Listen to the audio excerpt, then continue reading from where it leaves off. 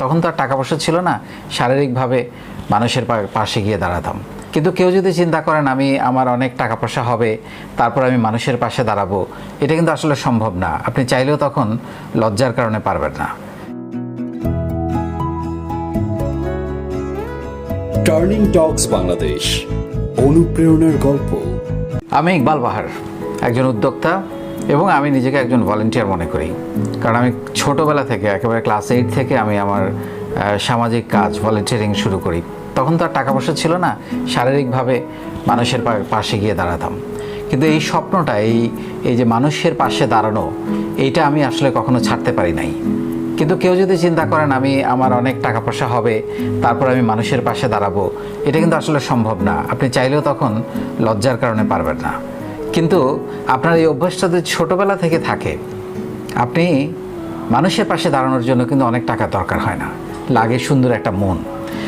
এইরকম ভাবতে ভাবতে একটা পর্যায়ে আমি আমার ক্যারিয়ারের একটা জায়গায় এসে আমার কাছে মনে হলো যে আমি দেশের জন্য একটা কাজ করতে চাই। শুধু দেশের জন্য নয়, দেশের তরুণদের জন্যে আমি একটা কাজ করতে চাই। কিন্তু আমি যেটা জানি সেটা হচ্ছে যে আমি একজন উদ্যোক্তা। আমার এই উদ্যোক্তা হওয়ার গল্পটা আমি জানি, এই উদ্যোক্তা হওয়ার কষ্টটা আমি জানি, এই উদ্যোক্তা হওয়ার উত্থান পতন, স্ট্রাগল আমার সব জানা আছে। এবং সেই গল্পগুলো যদি আমি তরুণদের সাথে শেয়ার করি, আমার ধারণা তাদেরকে একটা পথ দেখানো যাবে। আর সবচেয়ে বড় যে জিনিসটা সেটা হচ্ছে যে আপনারা সবাই জানেন বাংলাদেশে লাখো লাখো বেকার প্রত্যেক বছর পাশ করে বের হচ্ছে, কিন্তু তাদের জন্য চাকরি নাই। চাকরি যেহেতু নাই, সে কি বসে থাকবে? আমি মনে করি না। এমন কিছু টেকনিক আছে, এমন কিছু স্কিলস আছে যেগুলো যদি সে শিখে থাকে তাহলে সে যে কোনো সময় একজন উদ্যোক্তা হিসেবে নিজেকে প্রকাশ করতে পারে এবং তাকে বেকার থাকতে হয় না। আমি বলছি না যে আপনাকে হাজার হাজার চাকরির কর্মসংস্থান তৈরি করতে হবে, আমি সেটা বলছি না। অন্তত নিজের চাকরিটাও যদি নিজের জন্য জোগাড় করা যায়, এরকম একজন নিজের কাজ করা যায়, ফ্রিল্যান্সিং করে হোক বা যে কোনোভাবে হোক, সেটাও তো দেশের জন্য, পরিবারের জন্য একটা বার্ডেন থেকে আমরা মুক্ত করতে পারি নিজেকে। সো সেই স্বপ্নটা মাথায় রেখেই আমি ভাবলাম যে দেশের জন্য একটা কাজ করি, এবং সেই কারণেই আমি একটা নাম খুঁজি যে কী নাম দেয়া যায় এই কাজটার।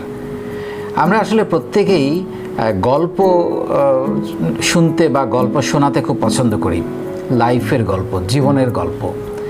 তো আমরা একটা পর্যায়ে গিয়ে, আমরা হয়তো অনেক সময় মধ্য বয়সে গিয়ে বা শেষ বয়সে গিয়ে পিছনে একটু ফিরে তাকালে আমরা চিন্তা করি, আমার কি জীবনে কোনো গল্প আছে?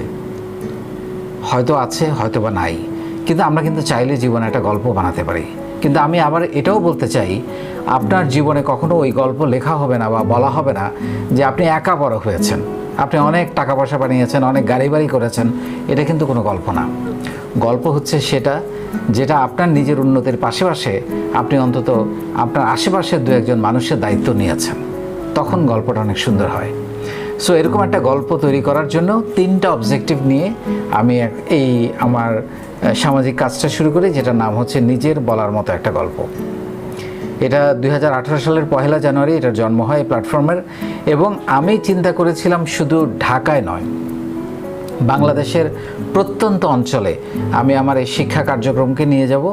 যার হাতে অন্তত একটা মোবাইল আছে এবং ল্যাপটপ বা কম্পিউটার আছে এবং ইন্টারনেট কানেকশন আছে, তারা একেবারে রংপুর, দিনাজপুর, খাগড়াছড়ি, বান্দরবান, রাঙামাটি, সুনামগঞ্জের একদম প্রত্যন্ত অঞ্চল থেকে আমার সাথে যোগাযোগ করতে পারবে এবং একটা স্ট্রাকচার্ড কন্টেন্ট বেসড একটা লেখাপড়া করতে পারবে। সেই স্বপ্ন নিয়ে 3টা অবজেক্টিভ নিয়ে আমরা নিজের বলার মতো গল্প শুরু করি। নাম্বার 1 হচ্ছে আমরা উদ্যোক্তা হওয়ার যাবতীয় প্রশিক্ষণ এখান থেকে দিয়ে থাকি, যেটা আমি গত 17 বছর ধরে একজন উদ্যোক্তা হয়ে আমি শিখেছি। প্লাস আমি এরকম আরও অনেক শত শত উদ্যোক্তাকে এখানে এনে বা প্রশিক্ষককে বা শিক্ষককে এখানে এনে আমি তাদের ক্লাস নিয়েছি। 2 নাম্বার হচ্ছে আমরা তাদেরকে সবার আগে বলছি একজন ভালো মানুষ হতে হবে। আমি উদ্যোক্তা হলাম, উদ্যোক্তা হয়ে মানুষকে ঠকালাম, খারাপ পণ্য দিলাম, রমজান আসলে, করোনা আসলে মানুষের পণ্যের দাম বাড়িয়ে দিলাম, এই উদ্যোক্তা আমি বানাতে চাই না। সেই জন্য আমি আসলে ভ্যালুটা আগে তৈরি করতে যাচ্ছি। এবং একই সঙ্গে আমরা 10টা স্কিলস শেখাচ্ছি, যেটা এখনকার সময় আপনি চাকরি করেন বা উদ্যোক্তা হন, যেটা খুবই জরুরি। এক বেসিক আইটি থেকে শুরু করে presentation, communication, emotional intelligence, sales, leadership, spoken English, এরকম 10টা স্কিলস আমরা বিনামূল্যে দিচ্ছি, যেগুলা হয়তো একজন শিক্ষার্থীর ঢাকা শহরে এসে বা কোনো বিভাগীয় শহরে গিয়ে করতে তার প্রায় 50-60 হাজার টাকা খরচ হবে। সেই স্কিলসগুলো কিন্তু সে গ্রামে বসে নিজের ঘরে বসে আমাদের সাথে শিখতে পারছে। আমরা 1 দিন 2 দিন 3 দিন নয়, টানা 90 দিন, আই রিপিট টানা 90 দিন। এখানে কোনো শুক্রবার নাই, শনিবার নাই, ঈদের দিন নাই, পুজোর দিন নাই, প্রতিদিন আমাদের এই কর্মশালা চলে। টানা 90 দিন আমরা এই প্রশিক্ষণ দিয়ে যাচ্ছি 350টা কন্টেন্ট দিয়ে, পুরোটাই ফ্রি। এবং প্রথম, দ্বিতীয়, তৃতীয়, চতুর্থ করে করে আজকে আমরা 10টা ব্যাচ শেষ করেছি গত 2.5 বছরে। এখন আমাদের 11তম ব্যাচ চলছে। এবং আপনারা শুনলে খুশি হবেন, এটা একটা ওয়ার্ল্ড রেকর্ড কিনা আমি জানি না। আমাকে অনেকেই বলেছে পৃথিবীতে এই কাজ কোনো দিন করে নাই। সেটা হচ্ছে আমরা টানা 900 দিন কিছুদিন আগে আমরা উদযাপন করেছি এই আমাদের উদ্যোক্তা প্রশিক্ষণ কর্মশালার, যেটা ফ্রি এবং বিরতিহীনভাবে চলেছে। এবং এরকম কোনো কাজ আমাকে অনেকেই বলেছে শুধু বাংলাদেশে নয়, পৃথিবীতে কেউ কোনো দিন করে নাই। সো এটা একটা মাইলস্টোন আমাদের জন্যে। আমি জানি না, হয়তো একদিন কোনো একটা রেকর্ড আসতে পারে আমাদের জন্য এটা। Number 2 is what is the outcome. Outcome হচ্ছে গত 2.5 বছরে আমরা মাত্র 164টা ছেলে মেয়েকে দিয়ে শুরু করা সেই প্রকল্প আজকে আমার শিক্ষার্থীর সংখ্যা সারা বাংলাদেশের 64 জেলায় এবং বিশ্বের প্রায় 50টা দেশের প্রবাসী বাংলাদেশি সহ 4 লক্ষ। এই 4 লক্ষ জনকে আমি প্রশিক্ষণ দিয়ে যাচ্ছি। আউটকাম যদি জিজ্ঞেস করেন, এর মধ্যে 3000-এরও বেশি উদ্যোক্তা তৈরি হয়েছে, যাদের মধ্যে প্রায় 350 জন নারী, এবং তারা এখন অন্যদেরকে চাকরি দেয়। এবং আমি প্রায়, যেহেতু 10ম ব্যাচ শেষ হয়েছে 3 লক্ষ জনকে নিয়ে, 11তম ব্যাচ মাত্র শুরু হয়েছে আরও অতিরিক্ত 1 লক্ষ জনকে নিয়ে। সো ওই 3 লক্ষ জন যাদের অলরেডি 90 দিনের কর্মশালা শেষ হয়েছে প্রত্যেকের, তারা এখন একজন দক্ষ মানুষ, সাহসী মানুষ এবং অনেক বেশি কনফিডেন্স নিয়ে তারা তাদের জীবন অতিবাহিত করছে। যারা চাকরি করছে তারা চাকরিতেও ভালো করছেন।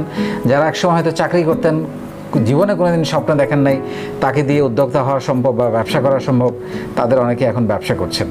সো এরকম একটা কর্মযোগ্য সারা বাংলাদেশে এবং সারা পৃথিবী জুড়ে বাংলাদেশের মানুষদের জন্য তৈরি করা হয়েছে।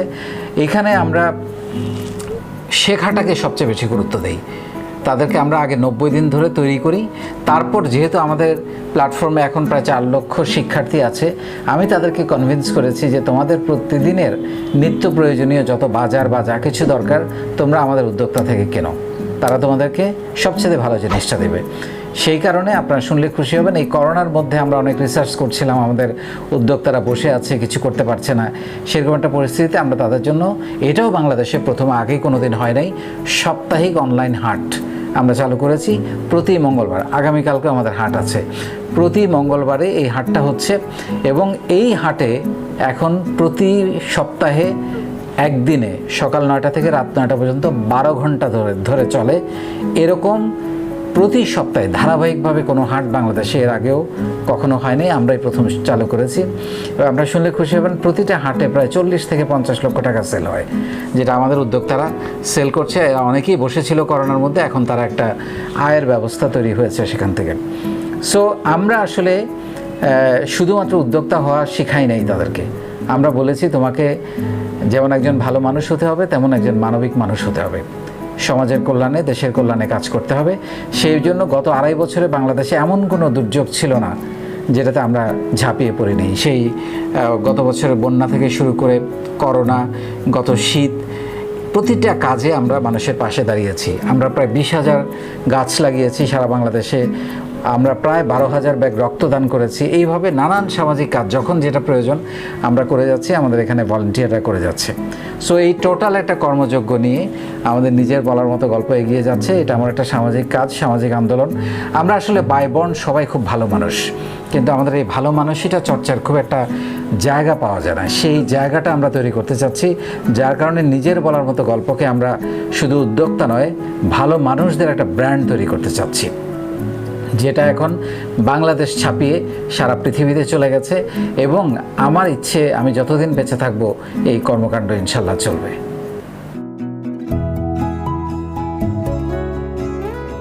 টার্নিং টকস বাংলাদেশ, অনুপ্রেরণার গল্প।